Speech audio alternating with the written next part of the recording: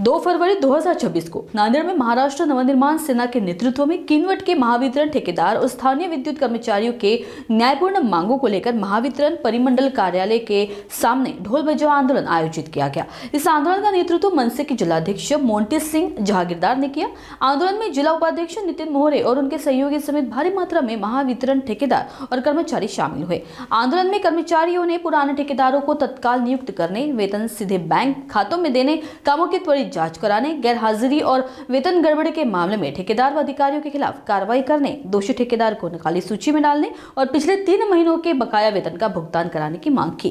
सुनिए इस ढोल बजाओ आंदोलन को लेकर मनसे जिलाध्यक्ष मोंटी सिंह जहागीरदार का सविस्तर। मागण्या अशा प्रकारच्या आहे की हे एमएससीबी जे डिपार्टमेंट आहे हे स्वतःच्या मनमर्जीचे कारोबार आहे। धाब्यावर बसून आपण जसं काही पण कारोबार करतो तसा कारोबार आहे। मागील कंत्राट बेसिसवर काही कर्मचाऱ्यांना एमएससीबीने घेतली होती। त्यांना काही कर्मचारी पैशाच्या लालचीमध्ये 50,000 लाख रुपये 1.5 लाखच्या तिकडेमध्ये ते रनिंग काम करणारे जे अनुभवी लोक होते त्यांना न सांगता त्यांना बाजूला करून नवीन कर्मचाऱ्यांची भरती केलेली आहे।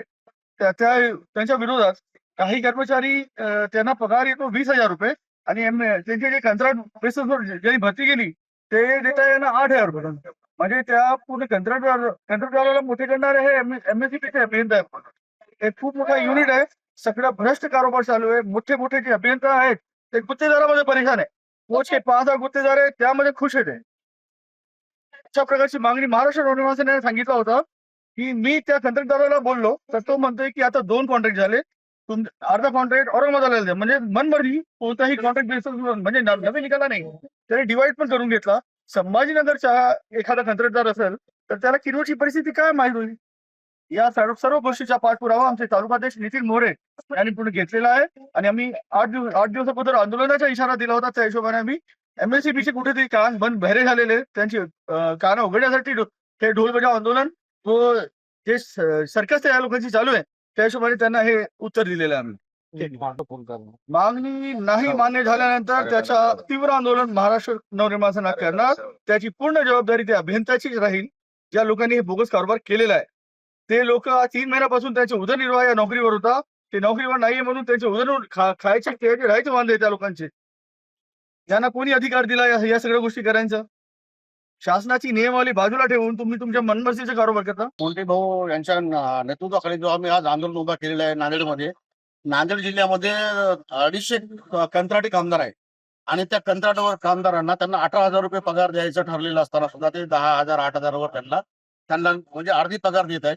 ते त्या मुलांना माहित नाही की आपल्याला एवढी पगार आहे, पण जेव्हा त्यांना जाणीव झाली की आपल्याला एवढी पगार आहे आणि मग आपल्याला अर्धी पगार देण्यात येत आहे, मग त्यांनी त्यांच्या मार्फत पत्रव्यवहार केला, संघटनेद्वारे केलं, त्यांना कुठंच न्याय मिळाला नाही। ते महाराष्ट्र नवनिर्माण सेनेकडे आले। त्याच्यामुळं आमचा एक प्रयत्न आहे का त्या सर्व कंत्राटी कामगार जो असेल किंवा स्थानिक कामगार जे असेल त्यांना न्याय मिळाला पाहिजे, यासाठी आज आम्ही येतो। हे जो किनवट तालुका जो आहे आदिवासी अतिदुर्गम भागात आहे, तिथल्या मुलांना ट्रायबल एरिया आहे आणि तिथली मुलं बाहेर जाऊन काम करू शकत नाही।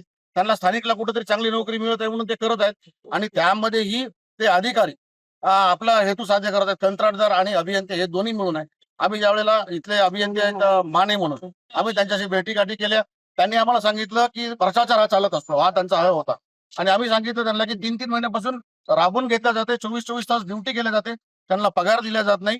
आणि आम्ही असं आमच्या निर्देशनात असं आलेलं आहे की एकच व्यक्ती 132 ला पण काम करतो, तोच व्यक्ती पोर्टलवर काम करतो।